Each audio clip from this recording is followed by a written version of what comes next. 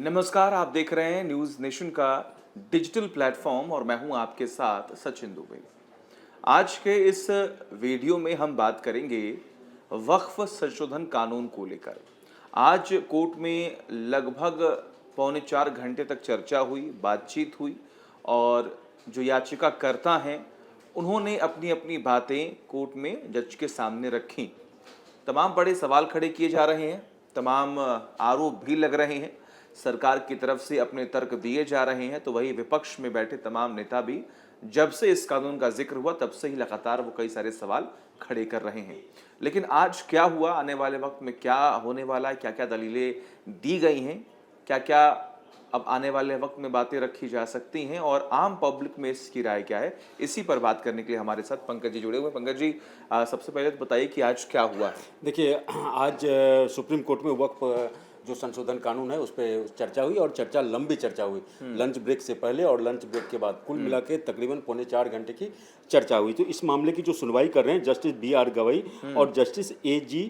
मसीह का दो बेंच है, दो जजों की बेंच है, वो बेंच सुनवाई कर रही है। उसके बाद सरकार का जो पक्ष यहाँ है, सॉलिसिटर जनरल तुषार मेहता है, वो रख रहे हैं। और जो वादी पक्ष है, जिनके तरफ से ये मुस्लिम पक्षकार जो हैं, जिन लोगों ने उनके जो वकील हैं, याचिकाकर्ता की तरफ से जो वकील थे, आज कपिल सिब्बल, अभिषेक मनु सिंघवी और राजीव धवन, इन तीनों ने अपने अपने पक्ष रखे। तो बड़ा मतलब बहुत ही घमासान ये हुआ। अब जो कल फिर इस मामले की लगातार दूसरे दिन सुनवाई होगी और उस दिन जो सरकार की तरफ से जो है सो पक्ष रखा जाएगा। सॉलिसिटर जनरल तुषार मेहता पक्ष रखेंगे। तो इस दौरान सुनवाई के दौरान जो है जस्टिस गवई और मसीह की बेंच ने लगातार कई सवाल इस पे उठाए कानून को लेके, और उन लोगों को जो वादी पक्ष के जो याचिकाकर्ता के जो वकील थे, उन लोगों ने अपना अपना पक्ष इस पे रखा। तो सबसे पहले अगर हम बात करें, जो सिंघवी जो हैं, सिंघवी ने जो याचिकाकर्ता की तरफ से वकील थे, उन्होंने ये सबसे उन्होंने उठाया जो धर्म के लिए अगर कोई इसमें वक्फ में अपना प्रॉपर्टी देना चाहता है तो उसको 5 या 10 साल के लिए धर्म पालन का सबूत दिखाना होगा। ये चूंकि उन्होंने ये दलील दिया जो सभी धर्मों में दान का ये है, तो फिर इस धर्म में और जो वक्फ में जो होता है, वक्फ एक तरह का दान उनके लिए है, तो वो फिर कैसे ये हो रहा है। फिर उन्होंने जो ये दिया, जो दूसरा दलील दिया, बोला जो रजिस्ट्रेशन के नाम पे अगर इस तरह से अगर रजिस्ट्रेशन करवाने का जो प्रोसेस रहेगा तो वो फिर वहाँ पे काफ़ी दिक्कतें होंगी। उसका तीसरा पक्ष जो दिया, जो पुराने वक्फ का जमीन है, जिसे वक्फ बाय यूजर कहते हैं, वक्फ बाय यूजर है, तो फिर अगर इस तरह का होगा तो उसमें तो बड़ा मुश्किल हो जाएगा। जो पुराने जितने भी हैं, उस समय में अंग्रेजों के समय के हैं या उससे पहले के जो हैं, तो उसका कैसे कागज का उसका कैसे किया जाएगा। और फिर जो किसी भी संपत्ति पे सरकार अगर उस पर फिर अपना दावा पेश करती है या कुछ इस तरह का कोई विवाद होता है, तो फिर इसके लिए मुश्किल हालात होंगे। जो पांचवी बात है वो ये है कि वरिष्ठ वकील राजीव धवन ने याचिकाकर्ताओं की तरफ से कहा है कि धार्मिक संपत्तियों की परिभाषा को ब्रिटिश काल में भी नहीं बदला गया, तो आखिर अब क्यों बदला जा रहा है। कई सारे ऐसी बातें जो हैं वो सबके सामने रखी गई हैं। हम 10 वो मुख्य बातें बता रहे हैं जो आज कोर्ट में जो तमाम दलीलें पेश की गई हैं इन तीनों वकीलों द्वारा, आखिर वो क्या क्या कहते। तो पांचवा मैंने बताया। छठा सर आप बताइए कि आखिर क्या क्या बातें जो हैं वहाँ पर रखी गई हैं। उसके बाद से जो छठा जो मेन आपको मसला उठा, उसके बाद उसमें ये है, राजीव धवन ने साफ किया कि वक्फ और उससे जुड़े पुराने कानूनों और कई संवैधानिक पीठ फैसले को चुनौती फैसले दे चुकी है इसको लेके, चाहे वो बाबरी मस्जिद का मामला हो या फिर कोई दूसरा। सभी मामलों में वक्फ बाय यूजर यानी इस्तेमाल के आधार पर वक्फ संपत्ति बने रहने का फैसला यही अदालत दे चुकी है। फिर यहाँ पे नया ये क्यों होगा। फिर सातवें में जो कपिल सिब्बल जो हैं, कपिल सिब्बल ने भी वो थे। अब देखिए तीनों कितने बड़े वकील हैं जो कि याचिकाकर्ता की तरफ से और जो चुनौती दे रहे हैं वक्फ संशोधन कानून को उसके तरफ से। कपिल सिब्बल ने ASI के वेबसाइट पे मौजूद सूची को दिखाते हुए कहा कि एक बार जब वे संरक्षित हो जाते हैं तो वे वक्फ का दर्जा खो देते हैं। इसमें जामा मस्जिद संभल भी शामिल है। इसलिए कोई भी विवाद उठेगा और उस जगह का वक्फ का दर्जा खत्म हो जाएगा। मतलब संभल का जो जामा मस्जिद का जो विवाद उठा है उसका भी उन्होंने एग्जाम्पल दिया। आज के सुनवाई के दौरान सॉलिसिटर जनरल ने जो कहा कि कुल 3 मुद्दे हैं जिन पे रोक की मांग की गई, 3 मुद्दे पे रोक की मांग की गई है। तो सिब्बल ने कहा कुल 3 मुद्दे नहीं, पूरे वक्फ पर अतिक्रमण का मुद्दा है। सिब्बल ने कहा कि कानून का मकसद वक्फ पर कब्जा करना है। जो नया बिल जो लाया गया उसका जो है सो वक्फ पर ही सरकार का मकसद, उस पर कब्जा करना है।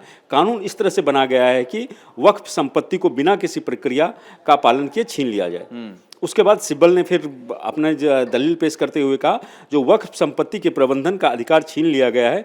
केंद्रीय वक्फ परिषद के अधिकांश सदस्य गैर मुस्लिम हैं। नए कानून की धारा 9 इसमें 12 गैर मुस्लिम और 10 मुस्लिम हैं।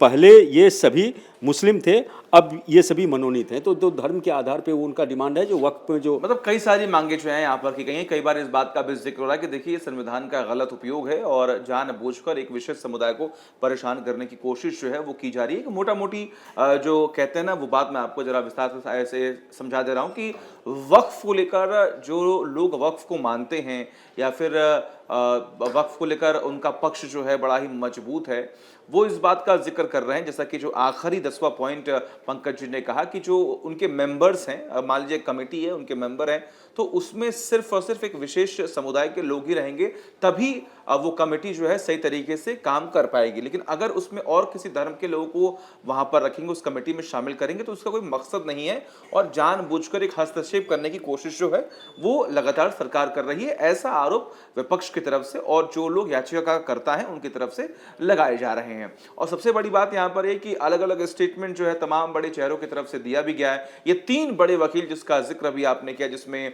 मनोज सिंघवी हैं, जिसमें कपिल सिब्बल जो हैं राजीव और धवन जी हैं, तो ये 3 बड़े वो चेहरे हैं जो इस पूरे मुद्दे की वकालत जो है वो लगातार कर रहे हैं। अपनी अपनी दलीलें लगातार वहां पर दी जा रही हैं। लेकिन सबसे बड़ी बात कि कोर्ट में अलग अलग बातें भी रखी गई हैं और कल जो है वो सरकार अपना पक्ष रखेगी कि आखिर उनका पक्ष क्या है, आखिर उनकी दलीलें अब तक क्या कुछ रही हैं। उनका ये कहना है कि देखिए हम सिर्फ ये चाहते हैं कि जो वक्फ के कुछ नियम हैं, वो बार बार इस बात का जिक्र कर रहे हैं कि मान लीजिए आपकी एक प्रॉपर्टी है और आप के ऊपर वक्फ कह दे कि भाई ये तो हमारी ज़मीन है, तो अब आप ये प्रूफ करते रह जाएंगे कि ये ज़मीन आपकी है। आपके पास कोई भी कागजात हों, आपके पास कोई भी पेपर्स हों, अगर वक्फ नहीं मानता उसे कि नहीं ये पेपर सही नहीं है, तो आप ये प्रूफ नहीं कर पाएंगे कि वो ज़मीन आपकी है। इसी तरह और कई ऐसे एग्जाम्पल भी दिए गए पंकज जी। मेरे ख्याल से साउथ में कोई एक ऐसा गांव है, उस पूरे गांव को ही वक्फ की संपत्ति घोषित कर दी गई थी। तो कुछ कुछ ऐसे मसले हैं जिसको लेकर लगातार सरकार भी चिंतित है, कई लोग भी चिंतित हैं। इसकी राय अलग अलग लोगों से अगर आप पूछेंगे तो वो भी अपने अलग अलग राय बताएंगे।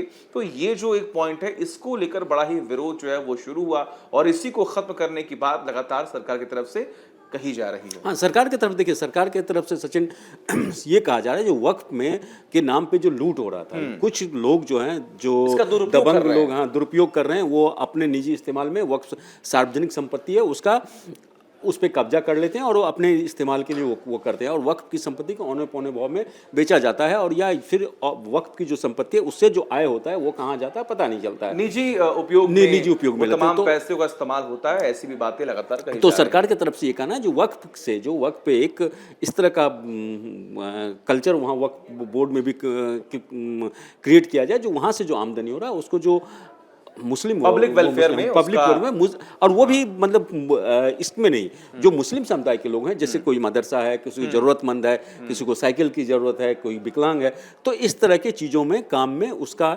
ज़्यादा से ज़्यादा इस्तेमाल हो। तो और देखिए वक्फ में जो मुस्लिम, ऐसा नहीं है जो मुस्लिम तमाम मुस्लिम समुदाय के जो लोग हैं सो वक्फ के बिल के विरोध में है, नहीं, वक्फ बिल के विरोध में वही हैं जिन लोगों का इसमें रसूखदार हैं और जो पीड़ित हैं। जैसे वक्फ कोई संपत्ति है और वक्फ ने उस पर अपना दावा, वक्फ अपना दावा कर रहा है, तो अब जो है पीड़ित पक्ष नहीं, बिल्कुल। और कई सारे जब रिएक्शन भी सामने आते, जब बिल को कानून में तब्दील किया गया तो उस वक्त भी कई सारे सर्वे जो हैं वो किए गए थे, कई सारे रिएक्शन सामने आए। कई ऐसे मुस्लिम लोग थे जिन्होंने कहा कि नहीं, सरकार ने बहुत ही बेहतर काम किया है, ये अच्छा फैसला है, आने वाले वक्त में एक विशेष समुदाय के लिए ही काम होगा अगर ये फैसला लिया गया है तो ऐसी तमाम बातें जो हैं वो सामने आई। लेकिन अब आपको क्या लगता है कि सरकार अब आने वाले वक्त में क्या-क्या दलीलें दे सकती है और इस कानून से कितना फ़ायदा एक विशेष समुदाय को पहुंच सकता है? सरकार ने क्या ये अच्छा काम किया है? आपको क्या लगता है? कमेंट करके बताएं और तमाम बड़ी खबरों के लिए देखते रहिए न्यूज़ नेशन डिजिटल।